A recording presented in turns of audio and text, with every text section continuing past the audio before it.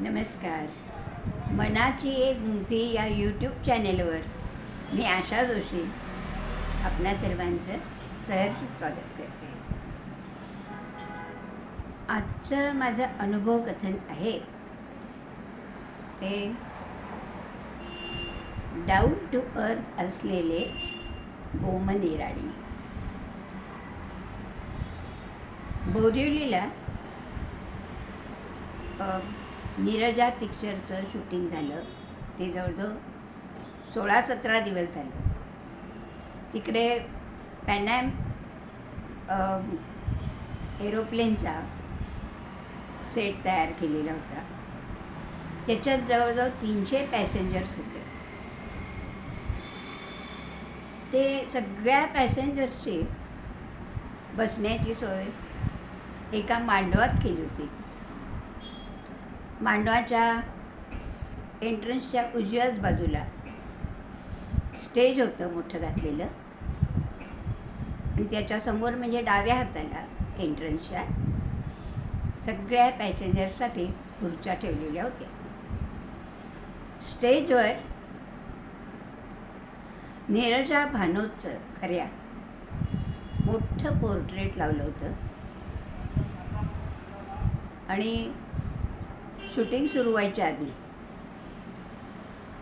ग्राउंडच्या एंट्रन्सशीच गणपतीची पूजा केली जायची, आणि नंतर स्टेजवरती नीरजा भानोतच्या फोटोसमोर फुलं ठेवली जायची, आणि दिवा तेवत ठेवलेला असायचा. साधारण 3-4 दिवसाचं शूटिंग झालं की त्या फिल्मचे डायरेक्टर हे त्या दिवसाचं शूटिंग सुरू व्हायच्या आधी बॉलिवूडच्या कोणत्या तरी नामांकित व्यक्तींना बोलवायचे. पण सगळ्यात पहिल्या दिवशी त्यांनी खऱ्या नीरजा भानोतच्या आईला आणि 2 भावांना बोलवलं होतं स्टेजवर. त्यांनी सगळे नीरजाच्या आयुष्यातले प्रसंग सांगितले. आई आणि दोघंही भाऊ त्या ऐकताना डोळे पाणावले,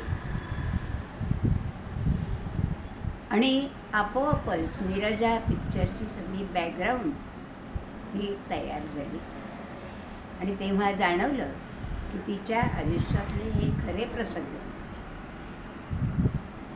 आपण प्रामाणिकपणे सगळ्या लोकांसमोर मांडायचे, ती जबाबदारी आपल्यावर आहे याचीही जाणीव झाली. त्या मांडवात शिरताना स्टेजवरती तिचा फोटो, तिचं पोर्ट्रेट पाहिलं की रोज आपोआपच नमस्कार केला जायचा, आणि प्रामाणिक राहू तिच्याशी असं मनोमन सांगितलंही जायचं. त्याच्यानंतर 3-4 दिवसांनी परत अनिल कपूर आले, आमिर खान आले, नंतर राजकुमार संतोषी डायरेक्टर ते पण येऊन गेले.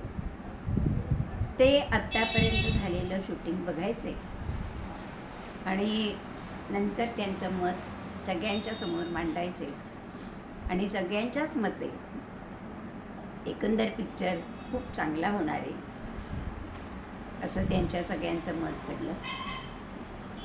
ते विचारात घेऊन नंतर काय ते त्याच्यात बदल केले जायचे. त्या दिवशी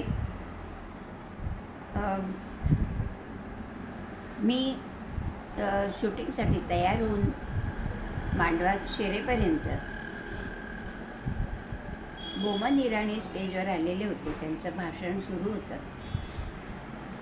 आणि त्यांनी मला स्टेजवरनं पाहिलं, आणि ते स्टेजवरनं उतरून खाली आले. मला घेऊन गेले स्टेजमधल्या पहिल्या रांगेमध्ये. त्यांनी मला बसवलं, आणि नंतर पुन्हा ते स्टेजवर जाऊन त्यांचं भाषण करायला सुरुवात केली. तेव्हा त्यांनी आपणहून सांगितलं, ये दादी ने तो कमाल कर दिया है, बहुत अच्छी ॲक्टिंग की आहे. मी लगेच उभं राहून त्यांना थँक्यू सांगितलं.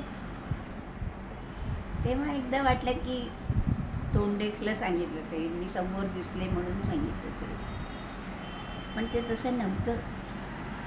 कारण याचा अनुभव मला नंतर दुसऱ्या पिक्चरच्या शूटिंगच्या वेळेला, व्हेंटिलेटर पिक्चरचं शूटिंग हे